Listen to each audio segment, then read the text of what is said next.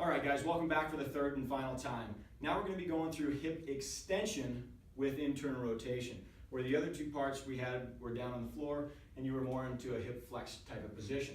This one that we're going to go through is fantastic for running gait or normal walking gait mechanics. So what I'm going to have you do facing the camera here first is his right leg is going to be behind him. This is the leg we're working on, the rear leg and gait. The right foot is facing straight forward or as best as he can. And what he's going to do is placing his hands on his pelvis, he's going to rotate in my direction, or to his right, I should say. I want him to feel the rotation in his upper leg bone, his lower leg bone, all the way down to his foot, feeling his arch pick up. And that should all spiral and happen at one time. So go ahead and go in and out of that movement a few times for me. As he's doing that, go ahead and keep going.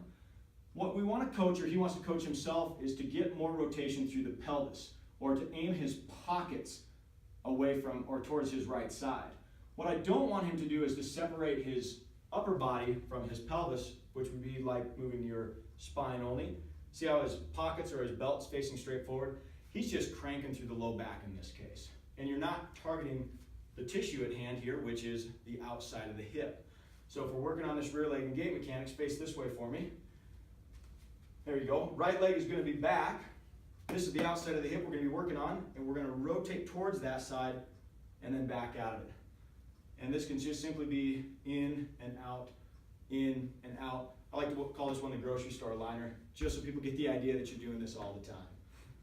Okay, so in a recap, what these movements were designed to do is to challenge a triplanar loading pattern or a triplanar unloading pattern to better recruit the muscle firing tissue, and or to just simply better free up that hip and have more motor control or muscles firing to control that range, so you don't all of a sudden get tight again the very next day.